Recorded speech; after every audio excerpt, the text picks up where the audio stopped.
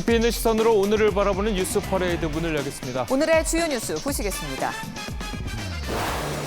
우리나라를 비롯한 동맹국들을 감청해온 미국 정부의 기밀 문건이 온라인에 유출돼 파장이 커지고 있습니다. 이 문건 유출 경위는 밝혀지지 않았는데 러시아의 연루 가능성이 나오고 있습니다. 청담동 술자리 거짓 주장을 했던 유튜브 채널 더 탐사가 윤석열 대통령이 최근 찾은 부산의 한 횟집이 친일 횟집이라고 주장해 논란입니다. 윤 대통령은 끝없는 거짓이 헌법 정신을 위협한다며 가짜 뉴스를 비판했습니다. 강남 납치 살인 사건의 배후로 지목된 재력가 부부가 이 납치 살인 계획을 제안받고 7천만 원을 지급한 것으로 조사됐습니다. 일당들은 피해자뿐 아니라 남편까지 살인 계획을 모의했던 것으로 드러났습니다. 삼성전자가 25년 만에 반도체 생산을 줄이겠다고 공식 선언했습니다. 반도체 부분에서만 4조 원 가까이 적자를 보는 등 실적이 95% 넘게 줄어들었기 때문인데 우리 경제 전망에도 빨간불이 켜졌습니다. 저희는 잠시 뒤 돌아오겠습니다. 미국 정보당국이 작성한 것으로 보이는 기밀 문건이 온라인에 대거 유출됐습니다. 문제는 이 문건이 우리나라 대통령실 고위 관리들을 감청한 정황이 있다는 점인데요. 이 문건이 사실로 드러날 경우에 외교적인 악영향이 우려되고 있습니다. 우리 정부는 미국과 필요한 협의를 하겠다는 입장입니다. 이채린 기자입니다. 미국 뉴욕타임즈는 미 국방부가 정보당국이 작성한 기밀 문건이 대거 유출돼 법무부와 FBI에 수사를 의뢰했다고 보도했습니다. 사진으로 촬영돼 SNS 등에 유출된 문건들에는 러시아 우크라이나 전쟁의 최근 전황과 미국 항공모함의 작전 계획 등이 담겨 있는데 지난달 우리나라의 국가안전보장회의 논의 내용도 포함돼 있는 것으로 알려졌습니다. 이문희 전 외교비서관이 미국의 탄약 제공 요청에 응하면 최종 사용자가 미국이 되지 않을 것이란 우려가 있다고 말하고 김성한 전 국가안보실장은 대신 폴란드로 포탄을 수출하는 방안을 찾아보자고 한 대화 내용이 담겨 있다는 겁니다. 뉴욕타임즈는 이 비밀 보고서가 신호 정보, 즉 감청을 통해 확보한 정보란 대목도 있다며 미국이 러시아뿐 아니라 한국과 이스라엘 등 우방국들에도 정보 활동을 했다는 정황으로 외교 관계가 우려된다고 보도했습니다. 대통령실은 어제 조태용 신임 국가안보실장 주재로 회의를 열어 대응 방안을 논의한 것으로 알려졌습니다. 대통령실 관계자는 미국 측과 필요한 협의를 할 예정이라며 과거 전례와 다른 나라 사례 등을 살펴보며 대응책을 강구하겠다고 했습니다. TV조선 이채림입니다. 유출된 미국의 기밀 문건이 과연 사실인지 또 사실이라면 누가 유출했는지를 놓고도 논란입니다. 일각에서는 미국과 우방국들의 분열을 시도하기 위해서 러시아가 문서를 조작해 유포했을 가능성이 나오고 있습니다. 장혁수 기자입니다. 기밀 문건이 처음 발견된 곳은 게임 마인크래프트의 팬들이 모인 인터넷 커뮤니티였습니다. 이용자들이 자유롭게 채팅방을 운영하는 만큼 규제가 약한 곳인데 이미 2월 말부터 기밀, 1급 기밀 같은 표시가 있는 문서가 100건 넘게 올라온 것으로 알려집니다. 해당 문서들이 왜 게임 채팅방에 게시됐는지는 의문입니다. 일각에선 러시아의 기획 조작 가능성을 제기하고 나섰습니다. 뉴욕타임스는 친러시아 성향의 채널을 중심으로 문서가 유포됐다며 러시아가 문서를 위조해 허위 정보를 흘렸을 수 있다고 보도했습니다. 즉 러시아가 미국과 우방국들의 분열을 시도하기 위해 이 같은 일을 기획한 게 아니냐는 의혹입니다. Well, the fact that there's so many conspiracy theories about how it got leaked and the Russians are so suspicious, there's some question about what's been manipulated and what version. 실제 러시아는 지난 2016년 미국 대선 당시에도 도널드 트럼프 전 대통령의 당선을 위해 상대 후보인 힐러리 클린턴에게 불리한 허위 정보를 유포한 게 아니냐는 논란에 휩싸인 적이 있습니다.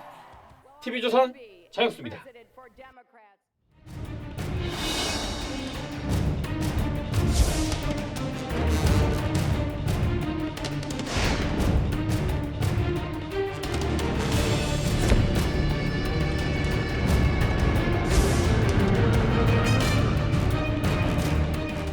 결론적으로 올해 K-팩트는 전년과 유사한 수준이 될 것입니다.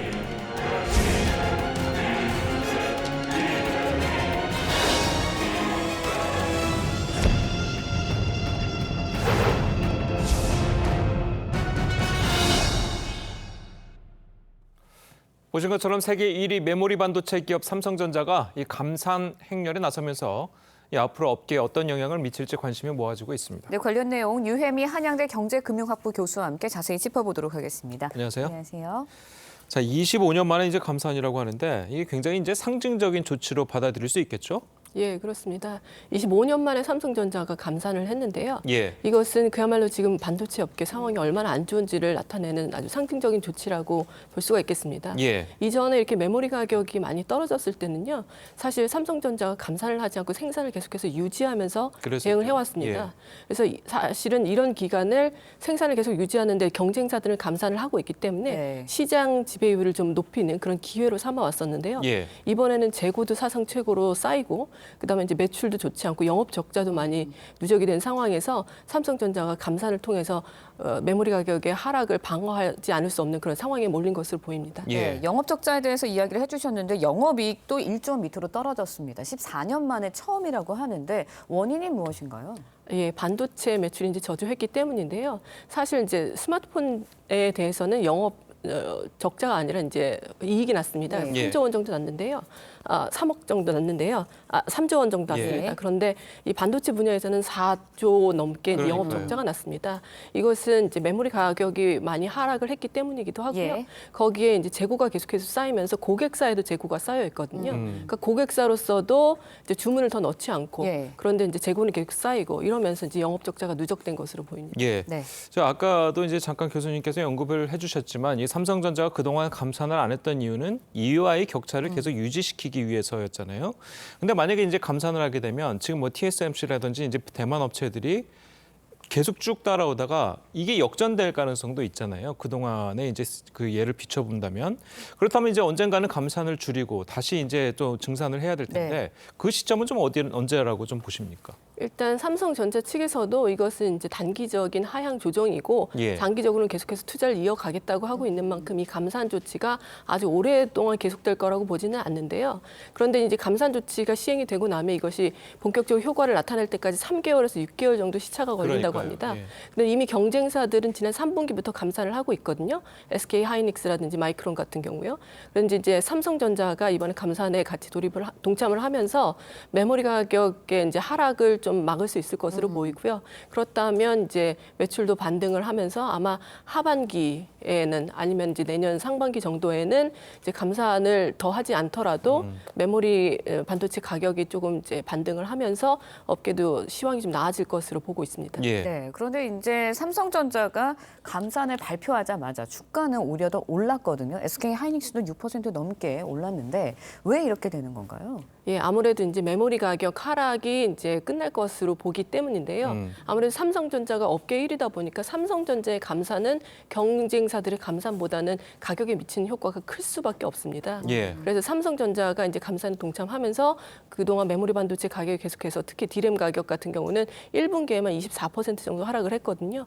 그런데 이런 메모리 반도체 가격의 하락이 이제 어느 정도 끝물에 왔다. 그래서 이제 메모리 가격의 저점을 달했으면 이제는 반등할 수 있겠다라는 그런 기대 때문에 주가가 크게 반등한 것으로 보입니다. 알겠습니다. 어쨌든 뭐 삼성전자 같은 기업이 네. 이제 다시 감산을 주장한 거는 그만큼 이제 우리 경제가 심각하다라고 이제 봤기 때문일 텐데 올해 우리나라 경제 전망은 좀 어떻습니까? 예, 우리나라 경제 전망은 지금 원래는 이제 상저하고라고 해서 그러니까요. 하반기에는 좀 나아질 것으로 보고 있었는데요. 예. 사실 이 반도체 업계가 우리나라 이제 수출이라든지 예. 아니면 경제 전체에 미친 영향이 워낙에 큽니다. 그런데 우리나라 지금 경상수지 적자도 지금 2개월째 지속이 되고 있고요. 그래서 수출의 회복도 사실은 반도체 업계가 언제 반등하느냐에 달려 있는데 지금 반도체 업계가 이제 반등하는 것도 네. 하반기나 내년 상반기 정도로 예상이 되고 있기 때문에 사실 하반기에 갑작스럽게 이제 경기가 많이 반등하기를 기대하기는 어려운데요. 예. 중국의 리오프닝 같은 경우도 한국 경제에 상당히 좋은 영향을 줄 것으로 기대하는 시각도 있었지만 사실 이제 앞으로 우리가 중국 경제에 대한 의존도도 좀 낮춰야 되고요. 그다음에 중국과의 이제 경제가 재개되면서 오히려 또 무역 적자가 조금 늘어나는 그런 모습을 보이고 그렇겠죠. 있거든요. 예. 그래서 하반기에도 사실은 경제가 그렇게 갑자기 좋아지지는 않을 것 같은 기대를 하고 있습니다. 예. 네, 경제 전망이 좀 어두운데 금리 이야기도 좀 짧게 살펴보도록 하겠습니다. 내일 한은금통위에서 기준금리를 결정을 합니다. 현행 3.5%에서 동결이 될 것이다. 이런 시각들이 많은데 어떻게 보시나요? 저도 이제 동결 가능성이 굉장히 높다고 보고 있는데요. 이제 두 가지 정도 이유가 있습니다. 첫 번째는 일단 물가 상승률이 좀 둔화가 되고 있습니다. 그래서 지난 이제 3월 물가 상승률이요 4.2%로 전년 동월 대비 나왔는데 그 전달엔 4.8%로 그 오름폭이 굉장히 많이 둔화가 되었고요. 예. 거기에 지금 이제 부동산 프로젝트 파이낸싱이 이제 많이 쌓이고 있는데 그거 연체율이 좀 올라가고 있거든요. 그래서 이런 뭐 금융 불안 상황이 잠재적으로 있다는 점을 고려할 때 지금 현재 이제 금리를 더 올릴 필요는 없을 것 같고요. 금리를 동결하면서 지금 현재도 긴축적인 수준이기 때문에 계속 이 금리를 유지하는 것만으로도 물가 상승률은 계속 둔화될 것으로 보고 있기 때문에 한국은행도 이제 금리를 이번에 동결할 것으로 강하게 전망이 되고 있습니다. 그런데 이제 미국 같은 경우는 계속 금리를 올리고 있잖아요. 예. 뭐 베이비 스텝이든 뭐 자이언트 스텝이든 조금이라도 이제 올리고 있는 상황에서 좀 우리나라가 언제까지 이렇게 금리를 동결할 수만은 없지 않느냐. 언젠가는 좀 금리를 따라가야 되지 않느냐라는 이야기도 있거든요. 그 부분은 어떻게 됩니까?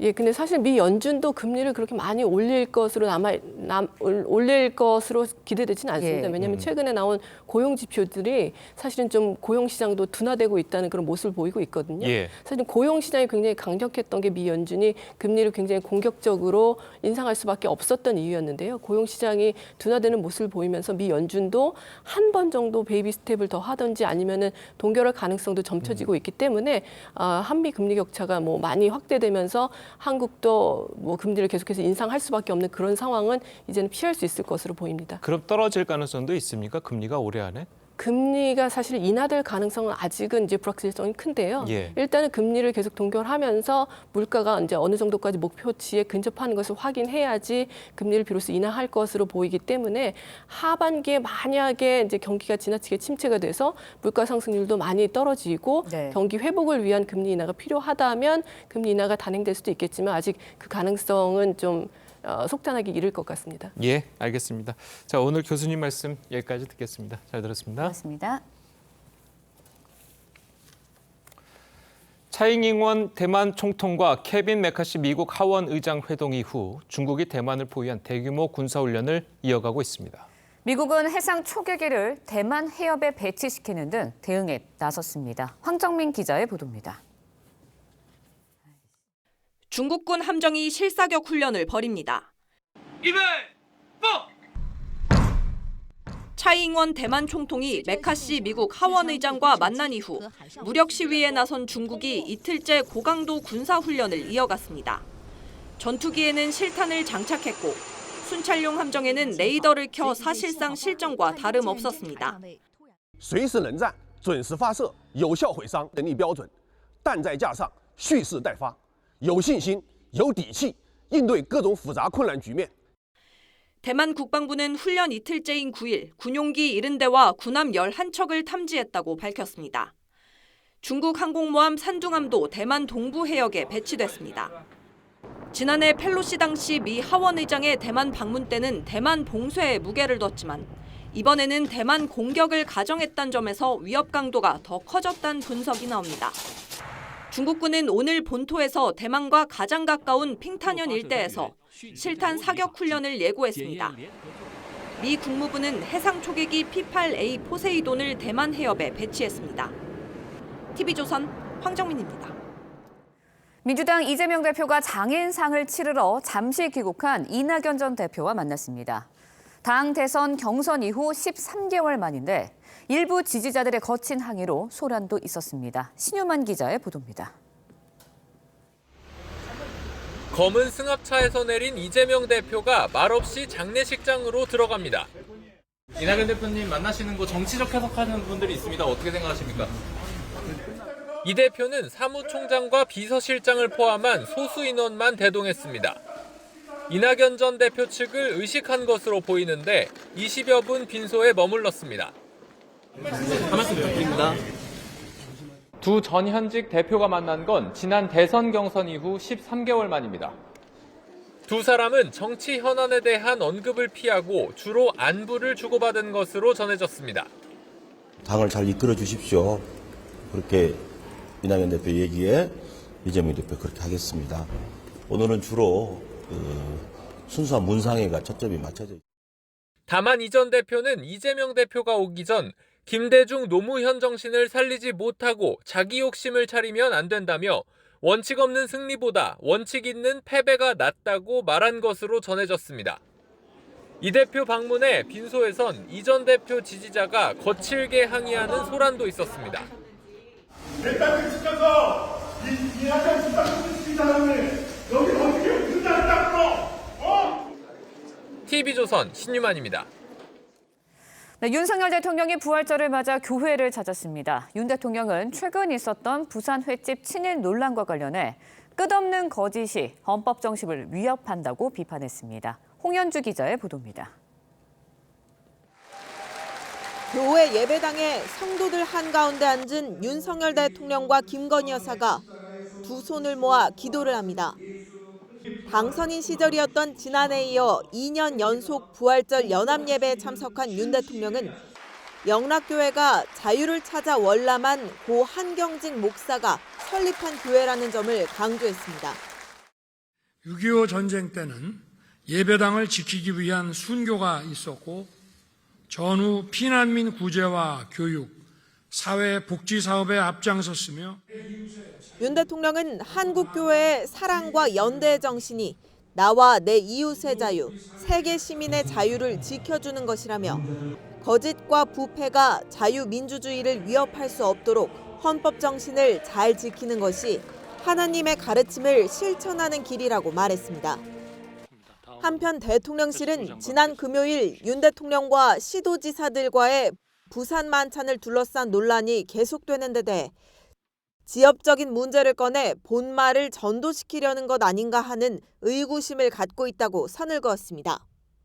특히 만찬을 한 횟집 이름인 일광이 일본 제국주의의 상징인 우길기를 의미한다는 야권 성향 유튜브 매체 더 탐사의 주장에 대해선 본질을 외면한 반일 선동이라고 비판했습니다. 국민의힘도 조선시대 지명도 죽창가와 연결시킨다며 가짜뉴스라고 지적했습니다. 논란이 일자 해당 매체는 SNS 계정에서 관련 글을 삭제했습니다. TV조선 홍현주입니다. 예, 이 우리나라를 비롯한 동맹국들을 감청해온 미국 정부의 기밀 문건이 온라인에 유출돼서 이제 파장이 커지고 있습니다.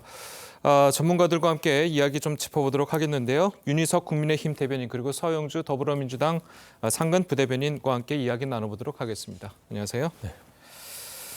자, 이 어제 좀 이게 뭘 진위가 이제 드러나야 되긴 하겠지만 어떻게 보면 굉장히 상당히 충격적인 뉴스가 외신을 통해서 이제 들어오게 됐는데.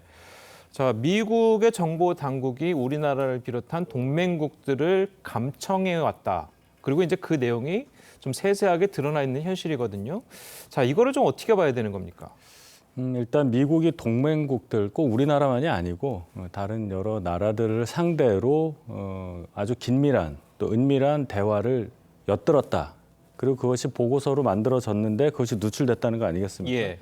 일단 우리 입장에서는 굉장히 당황스러운 거죠. 한미 동맹을 강조하는 이 시점에서 이런 사건이 일어났기 때문에 우리가 어떻게 입장 정리를 해야 되냐가 중요한데 일단 중요한 것은 다른 나라들과 또 우리가 같은 입장이기 때문에 어떻게 대응을 해야 되느냐 이게 중요하고 예. 또 과거에도 이러한 사례가 있었는지 그 점을 잘 봐서 전체적으로 좀 대응하는 것을 좀 신중하게 해야 될 필요가 있겠어요. 이게 다른 이슈가 아니라 안보와 관련된 이슈이기 때문에 지금 국내 정치적 이슈를 가지고 이것과 연계돼서 또 야당에서 공격을 할 것인데 지금 이 상황이 그런 상황이 아니기 때문에 과연 미국에서 어떤 의도를 갖고 일단 진위가 먼저겠지만 어떤 상황인지를 먼저 파악하는 것이 우선이라고 생각합니다. 예, 알겠습니다. 자, 물론 이제 진위가 파악돼야 되겠지만 이게 사실인지 아닌지부터 이제 파악이 되겠지만 이게 만약에 사실이라면 외교적으로 이제 상당히 문제가 될 것이고 그리고 더 큰 문제는 내왔던 내용을 보면 우리나라 대통령실, 안보실장, 대통령 외교비서관 이 둘이 나눈 대화가 그대로 이제 나왔단 말이죠.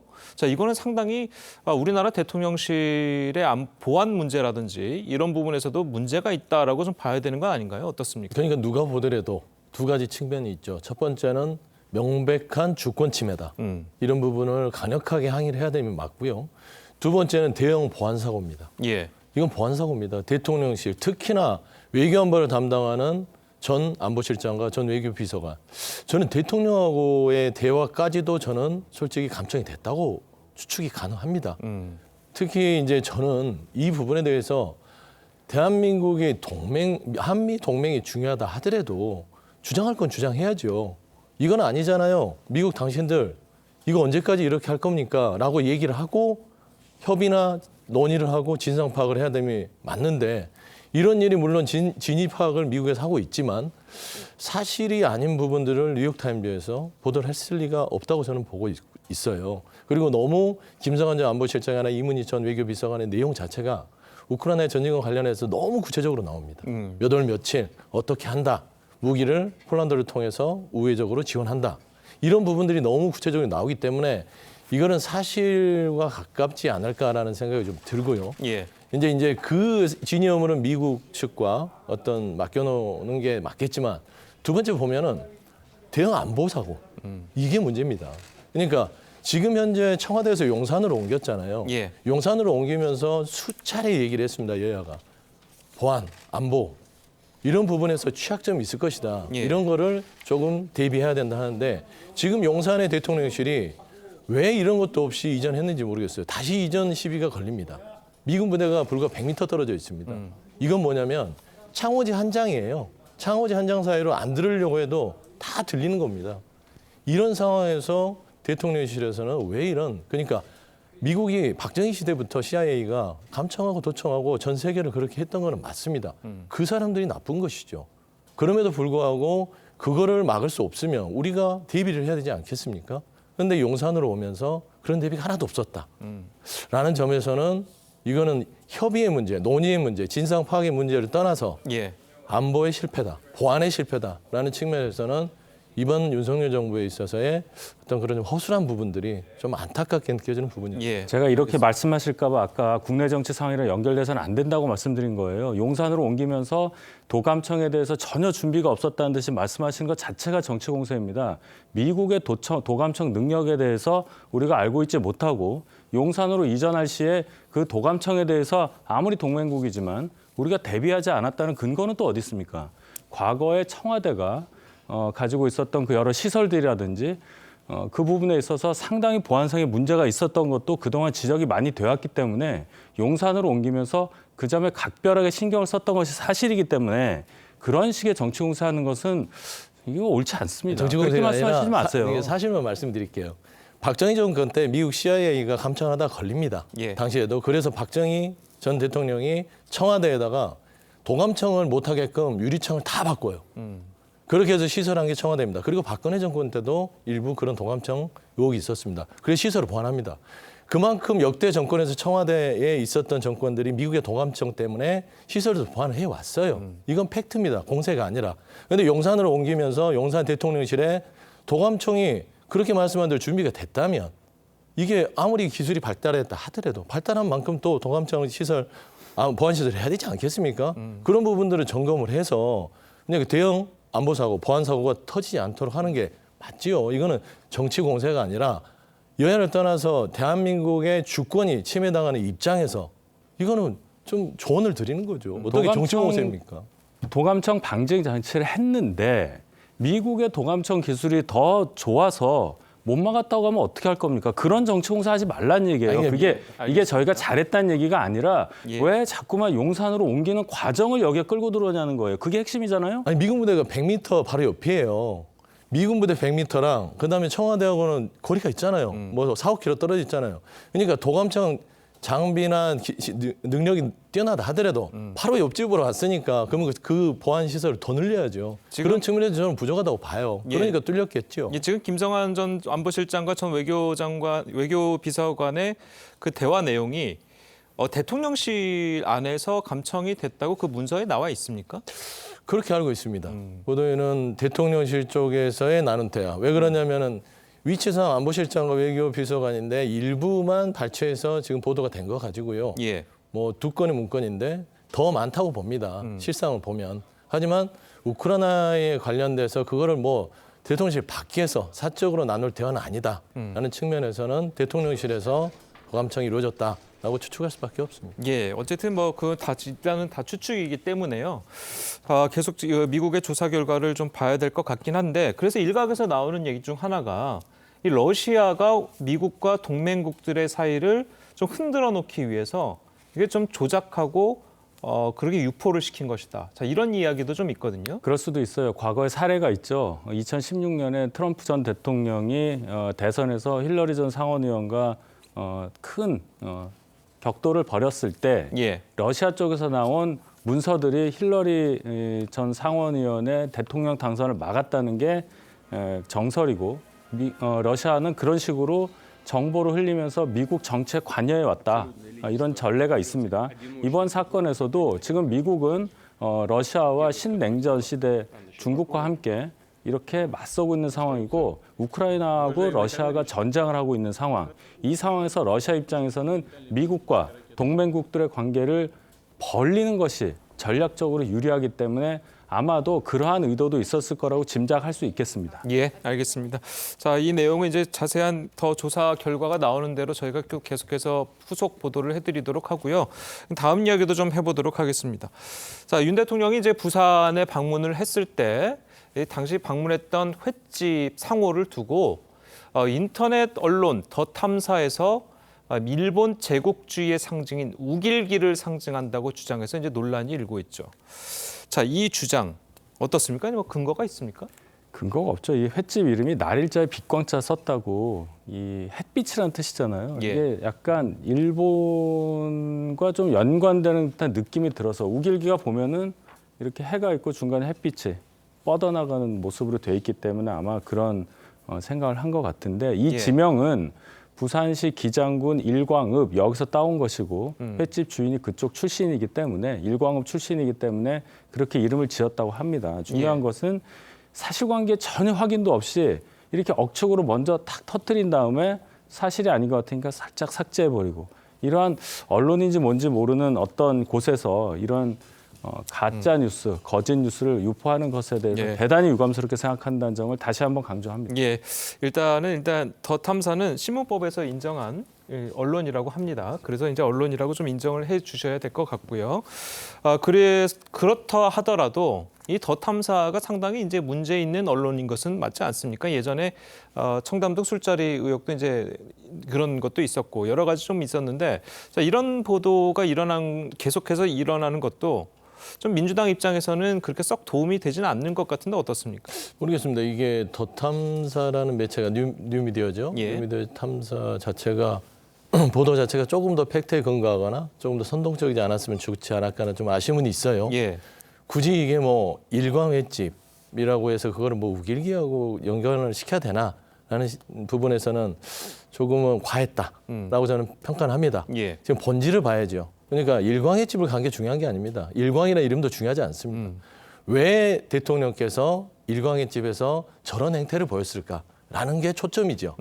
일광횟집이 우길기하고 닮았다는 그런 말하자면 가십성 아니면 추측성 그런 거 왜 합니까?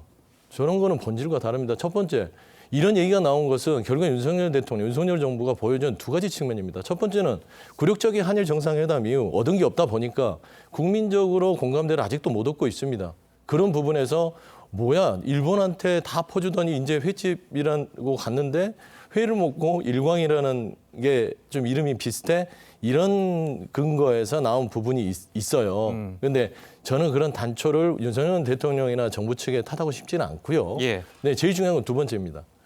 이게 저는 공식 행사였으면 좋겠어요. 그 사진이. 그런데 이게 공식적으로 대통령실에 찍은 게 아니라 일부 시민이 찍은 거예요. 줌으로 당겨서 찍었죠. 이거 심각한 겁니다. 그렇지 않습니까? 이 줌으로 당겨서 찍는다는 거는 위험한 상황이 언제든지 노출돼 있다는 겁니다. 이런 상황, 갑자기 일정을 만들거나 어떤 경호가 이런 게 되지 않는 상황에서 대한민국의 가장 중요한 정부인이 대통령을 포함해서 다 모여 있었어요. 이런 부분들을 개선하고 고쳐야 되고요. 두 번째는 대통령께서 도열해서 하는 부분들은 물론 그렇게 하는 게 맞죠. 대한민국 최고 통수권자니까요. 하지만 국민 정서에는 맞지 않죠. 국민 눈높이에 맞지 않죠. 일렬 도열해서 하면 우리가 거의 뭐 이런 얘기를 하지 않습니까? 영화에서 나오는 뭐 조폭을 그런 식의 연상이 된다.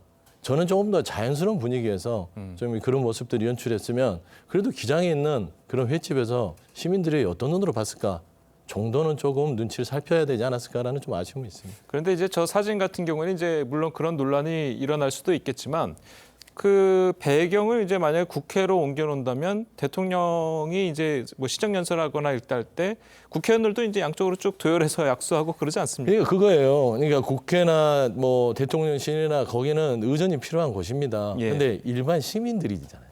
시민들이 이용하는 횟집이잖아요. 대중들이. 그거는 달라야죠. 그래서 국민 눈높이를 얘기하는 겁니다. 뭐 대통령실이나 국회에 왔을 때 흐트러져서 뭐 도열하지 않고 예의를 안 갖추는 거 그런 부분이 더 때와 장소가 있지 않습니까? 그런데 시민들이 이용하는 횟집에서 일렬로 서서 저렇게 막 90도로 인사하고 하는 부분들이 과연 이 국민들이 좋게 볼까라는 부분들은 제가 이거 한마디만 얘기할게요. 참 서영주 대변인 입장에서는 윤석열 정부는 잘한 게 하나도 없는 거예요. 잘한 거 맞아요. 참 유감이고요. 그렇게 걱정해 주시는 마음으로 좀 건설적인 비판해 주시기 바라고 도열한 거 말씀하시는데 경호상의 문제가 있는 거예요. 도열을 하지 않고 뭉쳐서 있으면 대통령을 중심으로 여러 명이 뭉쳐 있으면 긴급 상황에 경호요원이 들어갈 틈이 없습니다. 그래서 늘 틈을 이렇게 열어놓는다는 것이 기본이고 또 그렇게 도열해서 한 사람씩 하는 것이 대통령의 동선을 최소화하는 겁니다. 여러 사람을 찾아다니면서 대통령이 움직이는 것보다는 한 자리에 있는 것이 경호상 유리하기 때문에 기본 원칙이 이렇게 돼 있다는 말씀을 제가 드립니다. 네, 경호상 얘기하는데 제가 가장 큰 문제를 지적한 게 경호입니다. 대통령이요. 이게 공식 행사에서 찍힌 사진이 아니라 일반인에게 줌이 당겨져서 찍힌 사진입니다. 이거는요. 그렇게 경호를 생각했으면 왜 이런 식으로 다른 일반인에 찍힙니까? 경호 전문가도 위험한 아니시면서 상황에 그런 말씀하시지 마세요. 그 주변을 다 경호 요원이 장악하고 있는 상황이에요. 그렇게 전문가 아니시면서 섣부르게 얘기하시면 안 됩니다. 예, 알겠습니다. 자, 그래서 이제 어제 윤석열 대통령이 끝없는 거짓이 헌법 정신을 위협한다. 자, 이런 메시지를 내기도 했습니다. 직접 들어보시겠습니다. 제가 늘 자유민주주의라는 우리의 헌법 정신 그리고 우리 사회의 제도와 질서가 다 성경 말씀에 담겨 있고 거기서 나온다고 했습니다. 진실에 반하고 진리에 반하는 거짓과 부패가 우리의 자유민주주의를 위협할 수 없도록 헌법 정신을 잘 지키는 것이 하나님의 가르침을 실천하는 길이라고 믿습니다. 예. 자, 보통 이제 기존에 있었던 이제 역대 대통령들의 이제 부활절 메시지를 보면 뭐 사랑, 평화, 뭐 이런 그 종교적인 메시지가 나오기 마련인데 어제 윤 대통령의 메시지를 보면 이 거짓을 언급을 했단 말이에요. 그러니까 종교적인 행사, 특히 부활절 행사와는 살짝 안 어울릴 수도 있는 그 거짓이라는 단어. 자, 이게 지금 여러 가지 나오고 있는 이제 가짜 뉴스들을 좀 겨냥한 것이다. 자, 이런 해석들이 나오고 있거든요. 네, 충분히 그런 해석이 가능하죠. 지금 윤 대통령 집권 이후에 또 집권 과정에서 치열한 대선전을 치르는 과정에서 너무나 사실과 다른 것들이 사실인 양 유포되면서 저희가 괴로움을 당했고 당사자인 윤 대통령 굉장히 괴로워했었습니다. 집권 이후에도 또 많은 일이 있지 않았습니까? 아까 말씀하신 언론이라고 우리가 정의할 수밖에 없는 그 매체에서 무슨 술자리 사건이라든지 이런 정말 얼토당토하는 얘기들로 국회에서까지도 얘기가 되고 또 해당 그 민주당 의원 대변인 지냈던 분은 사과까지 했는데 이런 것들이 반복되는 것 자체가 국익을 위해서 도대체 무슨 도움이 되고 국민들 입장에서 뭐가 남느냐 이 점을 부활절이지만 국민들께 다시 한번 강조하는 그런 메시지였다고 저도 해석하고 싶습니다. 예. 자, 어떻게 보셨습니까? 대통령의 메시지에 관련해서. 그러니까 왜 부활절 그 큰 행사거든요. 교회에서는요. 기독교계에서는. 근데 그 헌법 정신을 가져갔는지 모르겠습니다. 그러니까 사랑과 믿음과 소망. 뭐 기본적인 기독교 정신이 있지 않습니까? 예. 저는 뭐든지 다 헌법 정신으로 얘기하시는 것 같아요. 뭐 군인도, 교육도, 뭐 기술도, 산업도 헌법 정신에 입각한다. 저는 무슨 헌법교를 창시한 줄 알았습니다. 어떻게 종교가 헌법 정신에 있어서 물론 비슷한 게 있겠죠. 헌법 정신에 기반한 하나님의 사랑을 실천한다. 저는 조금은 좀 엇박자가 나는 메시지였다고 보고요. 저는 헌법 정신 말하시는 거 좋습니다. 당연히 헌법 정신 준수하면 나름대로 자유민주주의의 근간이 되겠죠. 거기를 봤을 때 과연 윤석열 대통령께서는 헌법 정신을 잘 준수하고 계신가? 저희 국민들은 그 가짜 뉴스나 헌법 정신에 대해서 갸우뚱하신 분들도 많습니다. 뭐 바이든 날리면도 있고요. 그다음에 본인 스스로 본인에게 정말 좀 가혹하리만치 헌법 정신을 준수하고 있는지, 본인의 배우자인 김건희 여사에 대한 도이치모터 주가 조작 사건에 대한 수사들, 이런 부분들의 대표적으로 봐도 헌법 정신은 선택적으로 헌법 정신이 되면 안 된다라는 측면에서는 본인 스스로 그거를 잘 다독인 다음에 다른 분들에게 얘기하는 게 맞고요. 그리고 그 부활절 교회에 가서는 헌법 정신을 운운한 거는 조금은 종교와 헌법 정신은 맞지 않다, 물과 기름 같다라는 좀 개인적인 생각을 가지고 있습니다. 예. 자, 그래서 지금 뭐 계속해서 이렇게 민주당에서도 이런 비판들이 나오고 있는데 지금 그렇게밖에 할 수 없다는 이유가 지금 그 사회 일각 많이 만연해 있는 이 가짜 뉴스가 지금 상당히 심각한 상황 아니겠습니까? 그래서 대통령뿐만이 아니고 이제 정부 여당에서도 이제 가짜 뉴스 이제 대응에 좀 나서야 될 것 같은데 좀 어떻습니까? 지금 상황에서는. 저희가 요새 TV를 보다 보면 공익 광고도 나와요. 예. 이 가짜 뉴스에 속지 말자. 굉장히 재밌게 패러디를 한 광고가 있는데 그만큼 이게 너무 많이 퍼져 있기 때문에 이런 공익 광고까지 나오는 겁니다. 예. 가짜 뉴스라는 것의 그 사실이 중요한 게 아니고요. 가짜 뉴스에서 얘기하는 그게 중요한 게 아니라 사람들이 진영 논리에 따라서 그것을 믿어버리는 게 중요한 거죠. 그리고 어떠한 설득도 통하지 않는다. 우리 사회가 그런 진영 논리에 갇혀서 양쪽으로 분열되는 것 누가 좋아하겠어요. 그래서 그것을 없애자. 그것을 없애는 방법 중에 하나는 여야가 가운데를 보고 가는 겁니다. 양쪽 생각만 보지 말고 국민들이 생각하는 공통된 생각을 향해 가야 되는데 방금도 말씀하신 게 윤 대통령이 교회 예배 가서 헌법 얘기했다고 또 비난을 하세요. 그러면 저희도 비난을 하는 겁니다. 뭐 헌법 교라는 말씀까지 하시니까 그런 조어하시면 또 듣는 사람 입장에서는 또 다른 게 나옵니다. 맨날 정치 탄압 얘기하시면 그럼 저 같아도 민주당에서는 정치 탄압교로 그럼 만든 겁니까? 이렇게 또 날선 비판이 나오는 겁니다. 제발 그러지 마시라. 이런 말씀 다시 한번 드립니다. 예, 알겠습니다. 자, 다음 이야기도 좀 간단하게 해보도록 하겠습니다. 지난 대선 경선에서 맞붙었던 민주당 이재명 대표와 이낙연 전 대표가 13개월 만에 이낙연 전 대표 장인상 빈소에서 만남을 가졌습니다. 자, 그 당시 어떤 이야기들이 오갔는지 현장에 있었던 관계자들의 목소리 들어보겠습니다. 이재명 대표께서 대표가 특강한 내용을 요약해서 받는 내용이 참 좋으십니다. 당을 잘 이끌어 주십시오. 그렇게 이낙연 대표 얘기에 이재명 대표 그렇게 하겠습니다.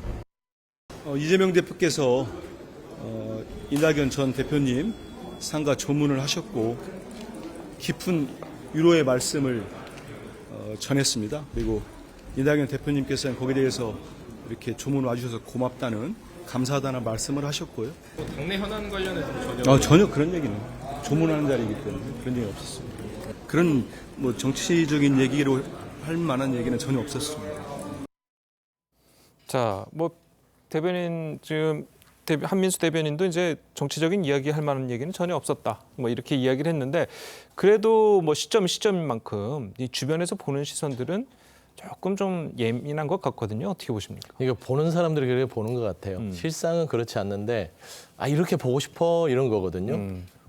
저도 저 현장에서 좀 있으면서 좀 꽤 오랜 시간 의원님들 그러니까 오고 가는 부분들 보고 이낙연 대표도 보고 다 봤는데요. 예. 현재 그 현장에 갔어서는요 그런 분위기가 하나도 없었습니다. 뭐 비명견에 뭐 친명견에 나눠져서 그런 건 하나도 없었고 오시는 의원들이 친명계 의원님들이 더 많이 오셨어요.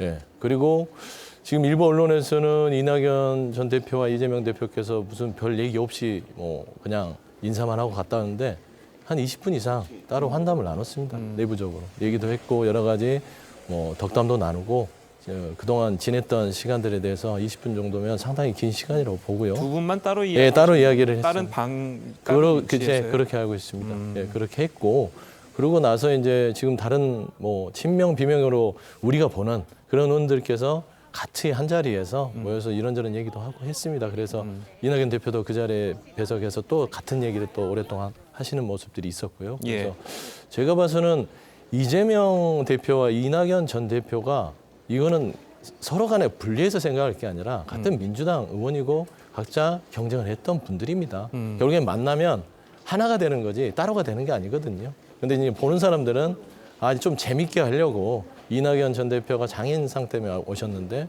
이거 뭔가 조짐이 있는 거 아니야? 그건 좀 전혀 사실과 다르고 만약에 돌아오신다 하더라도 결국에는 이재명 대표에게 어떤 도움이 되는 어떤 다른 스타일의 본인의 역할을 주는 역할을 하는 것이지 뺏는 역할은 하지 않을 것이다 라고 보는 것이 합리적일 것 같습니다. 예. 자, 이게 이제 민주당 내부의 이제 입장인 것 같고요. 물론 뭐 윤희석 대변인은 이제 상대 당 이야기이기 때문에 뭐 언급하기가 조금 껄끄러우실 수도 있으시겠습니다만 그래도 이제 외부에서 보는 입장에서 봤을 때는 아까 이제 언급한 대로 이낙연 전 대표의 입국이 이제 비명계 의원들의 결집을 가져올 것이다. 자, 이런 해석들도 지금 나오고 있는 건 사실이거든요. 네, 충분히 가능한 해석이죠. 정치는 만남의 예술 그리고 타이밍의 예술이라고 생각합니다. 예. 장인의 상을 당해서 귀국을 할 수밖에 없었던 상황이긴 하지만 어쨌든 지금 이 순간 이낙연 대표는 서울에 있습니다. 예. 그렇게 되면 이낙연 대표를 따르고 있었던 많은 수의 민주당 현역 의원들을 비롯한 정치인들은 본인들이 추구하는 이념을 생각을 실현시키기 위한 그 지도자가 온 거 아니겠어요? 그렇게 되면 만나더라도 그냥 일상적인 얘기 하더라도 조문만 가더라도 의미가 다른 겁니다. 생각이 달라지고 본인들끼리 또 뭉치는 각도가 달라지고 강도가 달라지고 그렇기 때문에 이낙연 대표가 서울에 왔다는 것 자체가 큰 의미를 갖는다. 정치적으로는 대단히 큰 의미가 있다. 그리고 어차피 지난 6월에 출국해서 올해 6월 말이면 이제 완전히 귀국하는 걸로 알고 있습니다. 그런 상황까지 생각해 본다면 미리 한 2달 정도 먼저 이낙연 대표가 서울에 있다는 것 자체는 민주당 내부에 영향을 줄 수밖에 없다. 이렇게 봅니다. 예, 알겠습니다. 자, 오늘 두 분 말씀 여기까지 듣겠습니다. 잘 들었습니다. 고맙습니다.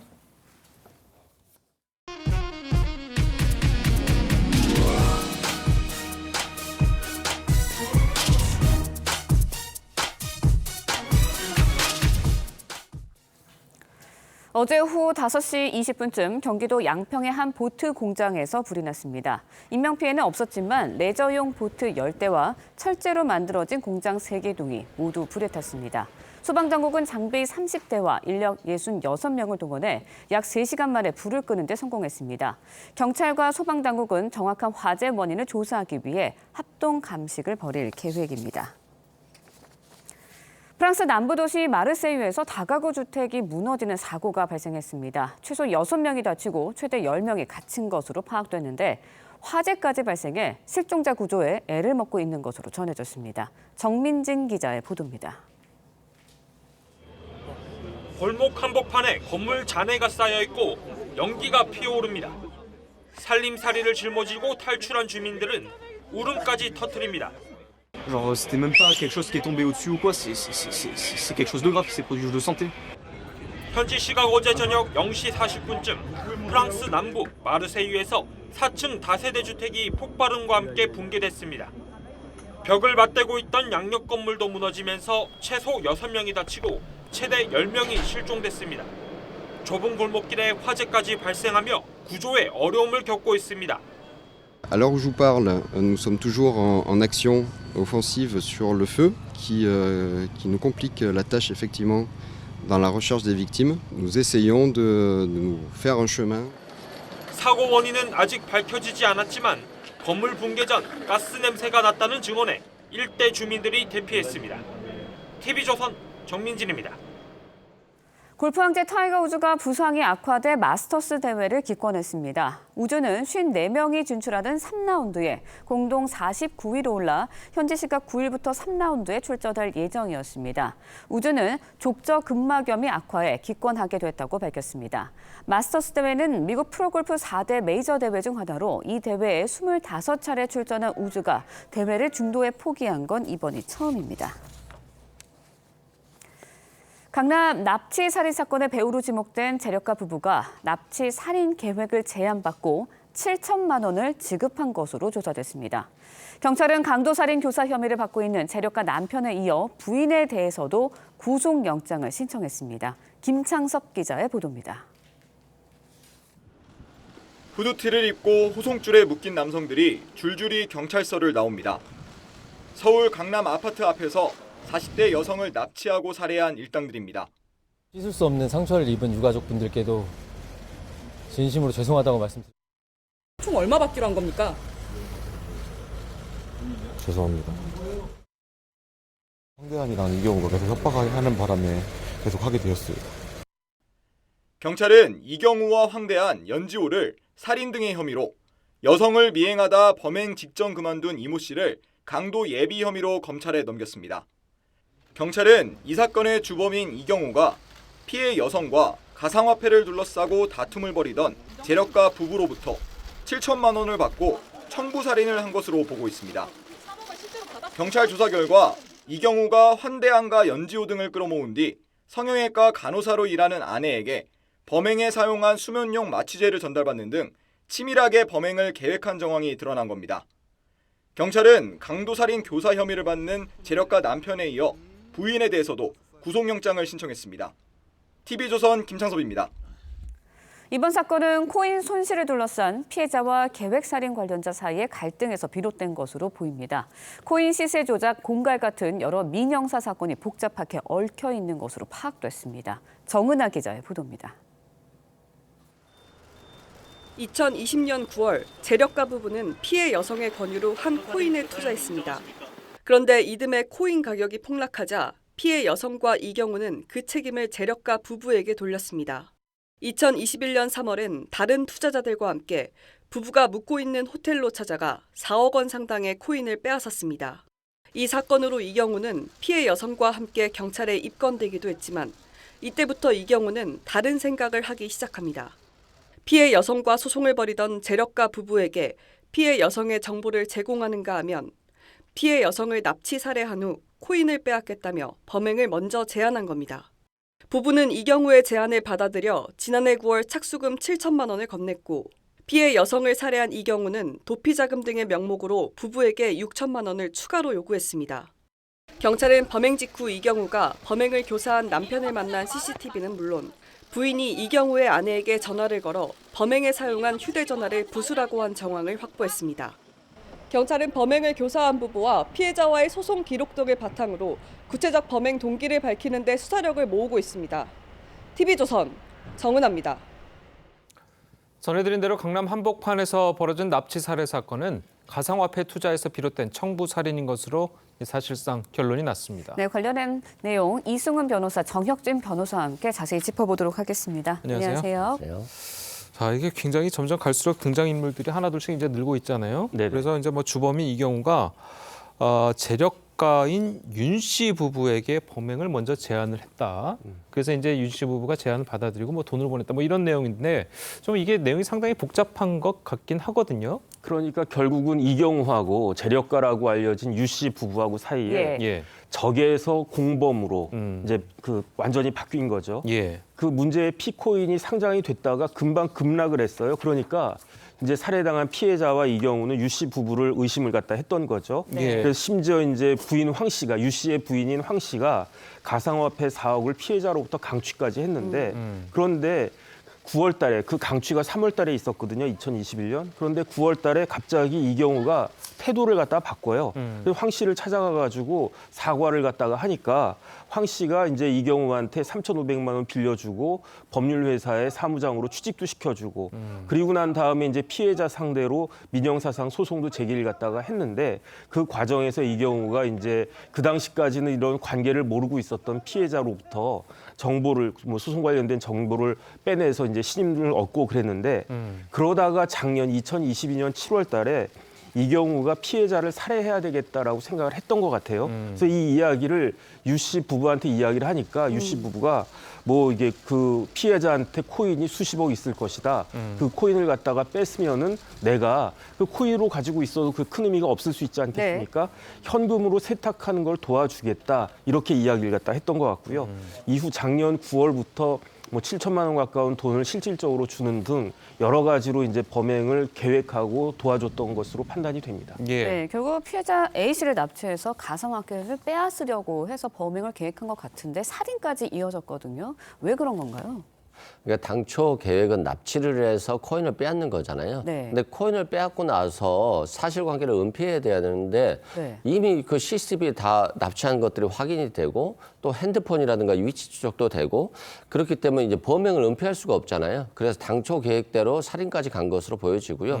또한 그 피해자 부부와 유모 씨 부부 간에 굉장히 원한 관계가 있었다는 거잖아요. 예. 서로 간에 피코인이 실패한 것과 관련해서 책임을 떠넘기면서 형사 고발을 하는 등 서로 간에 굉장히 원한적인 감정이 있었기 때문에 이것에 대한 보복적 조치까지도 한 것으로 보여지고요. 그렇기 때문에 여자를 납치한 후에 살해 현장으로 내려가면서도 그 핸드폰을 뺐고 그리고 그 코인의 비밀번호를 알려서 이걸 이경호한테 넘겨주잖아요. 그래서 이제 유모 씨 부부들은 이걸 현금화하려고 했는데 결과적으로는 코인이 당초 예상했던 대로 20-30억이 없었던 거예요. 그래서 결국에는 강도의 목적은 달성하지 못했음에도 불구하고 범행을 은폐하기 위해서 살인으로까지 나아간 그런 사건으로 보시면 될 것 같습니다. 예, 그래서 이제 한 가지 이해가 안 가는 게 지금 말씀 들으신 것처럼 뭐 돈을 얻은 것도 아니고 그리고 뭐 CCTV고 뭐고 증거가 납치했다는 증거가 너무너무 차고 넘치고 그런데도 굳이 살해까지 간다는 거는 선뜻 이해가 되지 않아서 이게 돈을 노린 거냐 아니면 정말로 원한이 너무 강해서 그냥 청부 살인을 한 거냐. 자, 이게 좀 드러나야 될 것 같거든요.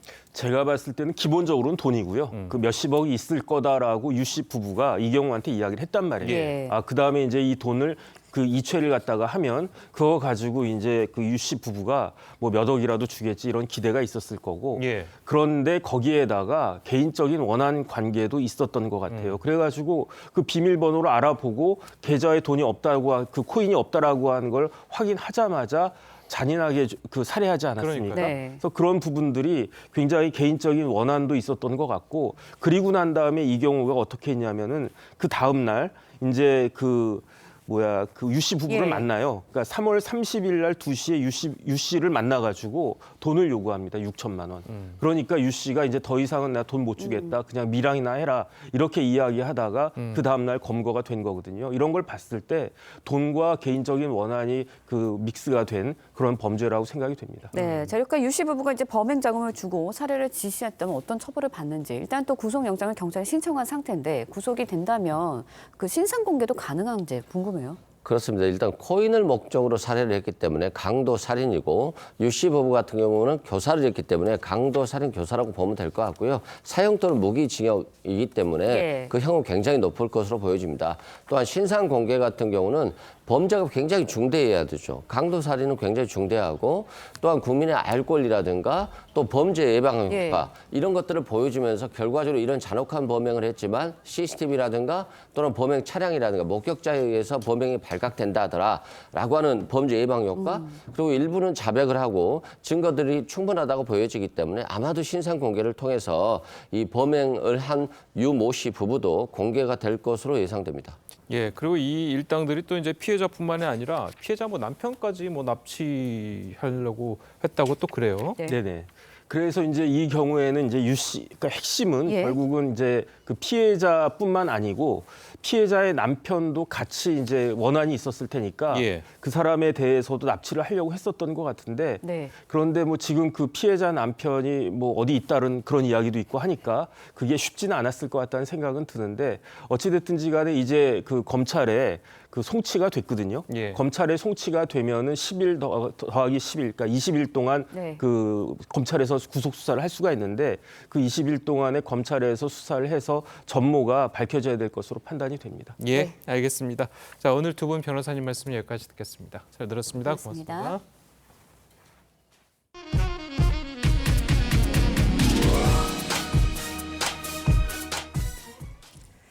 독일 항구 도시 함부르크의 창고 시설에서 큰 불이 나 인근 주민들에게 유독가스 피해가 우려되고 있습니다. 윤슬기 기자의 보도입니다. 시커먼 연기 기둥이 쉴 새 없이 치솟습니다. 소방관들은 고가 사다리 차에서 불길을 향해 연신 물을 뿌립니다. 현지 시간 9일 새벽 독일 함부르크 동부 지역에 있는 창고 시설에서 불이 나 주민 140여 명이 대피했습니다. Sind wir seit 4 Uhr in der Nacht zugegen. Es wurde uns ein Feuer gemeldet auf einem Gelände. 외신은 이번 화재가 독성 가스인 황화수소가 담긴 용기에서 발화했다고 보도했습니다. 현재까지 사상자는 발생하지 않았지만 불길이 여러 건물로 번지면서 피해 규모를 키우고 있습니다. 함부르크 소방당국은 유독가스 확산을 우려해 주민들에게 창문을 닫고 외출을 자제하라고 권고했습니다. 화재로 인한 연기가 인근 도시로 흘러들어가면서 함부르크와 베를린을 잇는 일부 장거리 열차는 운행이 중단됐습니다. TV조선 윤슬기입니다. 네, 렌즈에 담긴 그 순간 그 의미를 짚어보는 시간이죠. 사진기자가 선택한 아침의 한 장입니다. 오늘은 조선일보 사진부 조인원 기자와 함께합니다. 안녕하세요. 오늘 아침에 볼 사진 어떤 건가요? 네, 어제 서울 광화문 앞에 이렇게 많은 사람들이 부활절 퍼레이드에 참여했습니다. 코로나 팬데믹 이후 3년 만에 다시 열린 전 세계 부활절의 모습을 사진으로 함께 보겠습니다.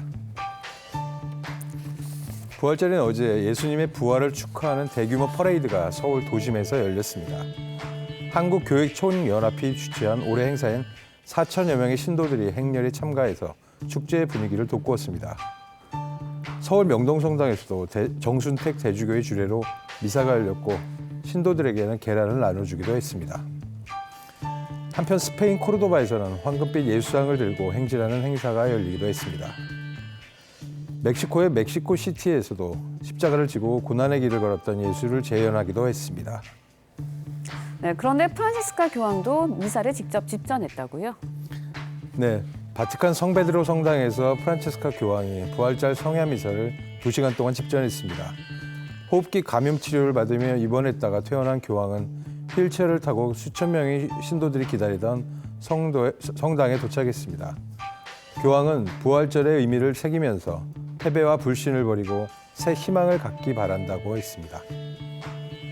네, 부활절의 의미처럼 새로운 희망을 갖는 한 주가 되시길 바랍니다. 지금까지 아침의 한 장이었습니다. 네, 겉옷 하나씩 챙겨 나오시기 바랍니다. 현재 기온 서울 8.3도 등 한 자릿수로 출발을 하고 있지만 낮부터는 따뜻한 서풍이 유입되면서 기온이 20도 안팎까지 올라 따뜻하겠습니다. 서울 19도, 광주 21도, 대구 22도까지 오르겠습니다.